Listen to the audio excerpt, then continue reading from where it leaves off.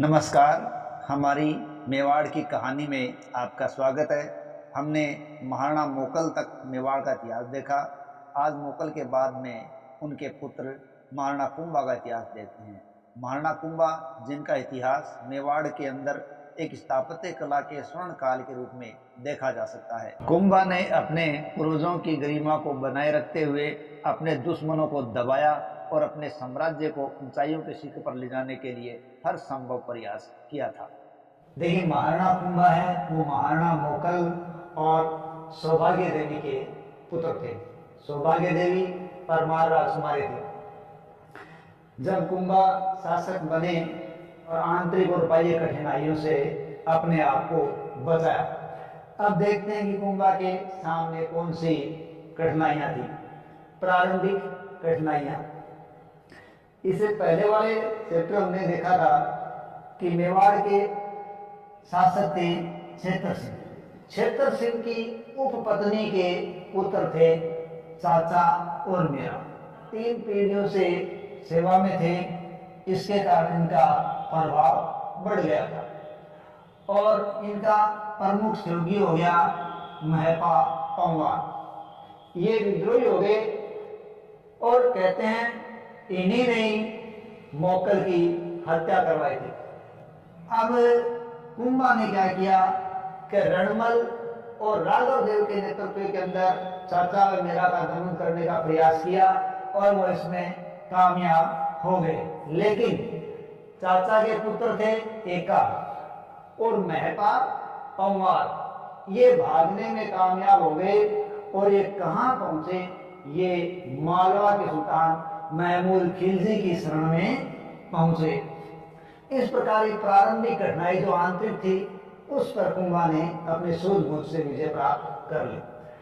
अब बात करते हैं मेवाड़ और मालवा के संबंध। देखिए, मालवा के संबंध की शुरुआत इस घटना से हो चुकी है। क्यों? क्योंकि मालवा के जो सुल्तान महमूद खिलजी है, इन्होंने कुंभा के विद्रोहियों को शरण दे रखी है। तो ये तो युद्ध का तात्कालिक कारण हो गया। लेकिन मेवाड़, मालवा, गुजरात, अगर मेवाड़ और मालवा को देखें तो नजदीक नजदीक क्षेत्र है। तो एक तो ये पड़ोसी क्षेत्र थे, दूसरा दोनों ही अपने राज्य विस्तार के अंदर लगे हुए थे। तो इनमें संघर्ष आज नहीं तो कल होना जरूरी था। लेकिन जब महमूद खिलजी ने विद्रोहियों को शरण दे दी और कुंभा ने पत्र लिखकर उनको मांगा, लेकिन महमूद खिलजी ने उनको लौटाने से इनकार कर दिया। इस कारण कुंभा ने महमूद खिलजी पर आक्रमण कर दिया। तो ये युद्ध होता है सहारनपुर। 1437 में कुंभा ने आक्रमण किया महमूद खिलजी पर। मालवा के सुल्तान की सेना हारती है और मालवा के सुल्तान भागते हैं, लेकिन भागते हुए ये सुल्तान पकड़े जाते हैं और कुंभा उनको 6 महीने तक अपने पास कैद रखता है और उसके बाद वापस छोड़ता है। बताया जाता है कि कुंभा ने इसी सहारनपुर के युद्ध को जीतने के निमित्त विष्णु को समर्पित, ठीक है, कीर्ति स्तंभ का निर्माण करवाया था। इस प्रकार जब महमूद खिलजी को 6 महीने बाद छोड़ दिया तो महमूद खिलजी अपने अपमान को या हार को नहीं भूला था, उसका बदला लेना चाहता था। उसने 6 साल बाद 1443 में 6 साल बाद कुंभलगढ़ पर आक्रमण किया। यहाँ से कुंभलगढ़ पर आक्रमण किया तो कुंभलगढ़ के दरवाजे के पास, बाण माता मंदिर के पास, कुंभा ने दीप सिंह के नेतृत्व में एक शक्तिशाली सेना खड़ी कर रखी थी।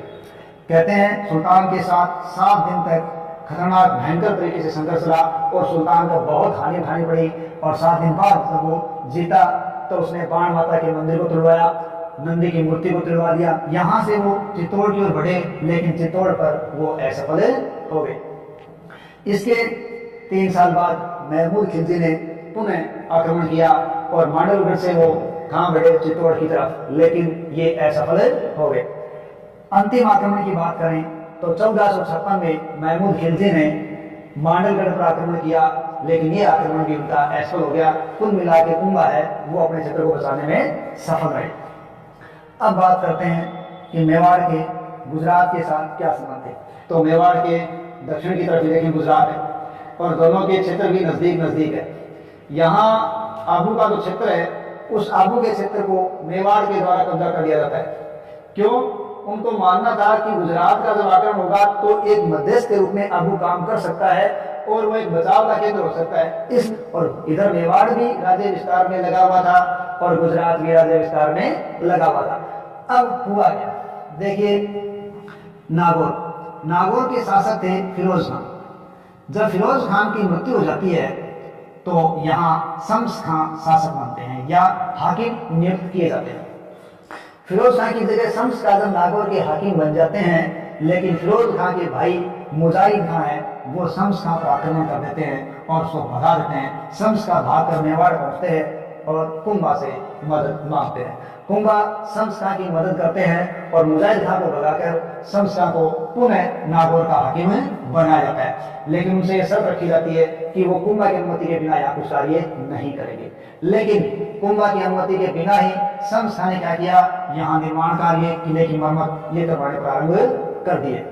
ये बात कुंभा को नहीं रची और उन्होंने उस पर आक्रमण किया। शम्स खान को भागना पड़ा और इस प्रकार नागौर किसके कब्जे में आ गया, मेवाड़ के कब्जे में आ गया। अब शम्स खान यहाँ से भागकर कहाँ पहुंचे, वो गुजरात की शरण में पहुंचे।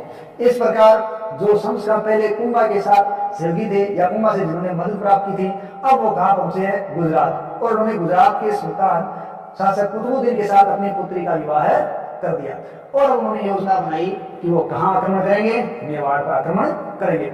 तो जब गुजरात से कुतुबुद्दीन मेवाड़ पर आक्रमण करने के लिए निकले तो आबू के देवड़ा शासक ने सुल्तान से प्रार्थना की कि वो मुझे आबू प्राप्त करने में मदद करे। इसके लिए गुजरात के शासक कुतुबुद्दीन ने क्या किया, सिरोही के देवड़ा शासक की मदद के लिए मलिक साहिबान को आबू की तरफ रवाना कर दिया और खुद लोगों को गढ़ी की तरफ रवाना हो गए। लेकिन जब उन्हें पता चला कि मलिक साहिबान है वो हार गए हैं तो कहा जाता है कि मेवाड़ जाते हुए कुतुबुद्दीन भी वापस लौट आए।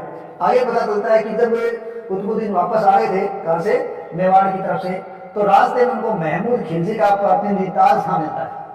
तो वो इनके बीच एक समझौता करवाता है। कौन?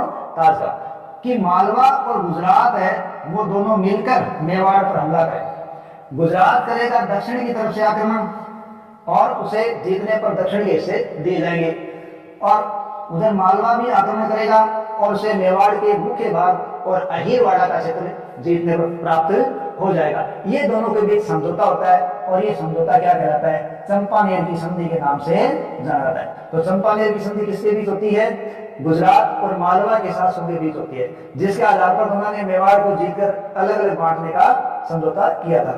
अब यदि फिरिश्ता की माने तो पता चलता है कुंभा ने धन देकर दोनों को रवाना कर दिया, जबकि कीर्ति स्तंभ प्रशस्ति और रसिक प्रिया की बात माने तो कहा जाता है इन दोनों की शिव सेना को कुंभा ने हरा दिया और इसी जीत के उपलक्ष्य में उन्होंने हिंदू सुल्तान की उपाधि प्राप्त की, हिंदू बादशाह की उपाधि प्राप्त की। इस प्रकार कुंभा ने अपनी कूटनीति और अपने राजनीतिक वैभव के द्वारा अपनी आंतरिक और बाह्य कठिनाइयों पर विजय प्राप्त की और अपने राज्य में स्थायित्व प्राप्त किया।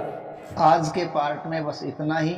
अगले पार्ट में देखेंगे मेवाड़ के महाराणा कुंभा का मारवाड़ के साथ संबंधों का विश्लेषण और साथ ही साथ कुंभा की सांस्कृतिक उपलब्धियां, जिनके कारण वो इतिहास में एक स्थापत्य जनक के रूप में भी पहचाना गया है। धन्यवाद।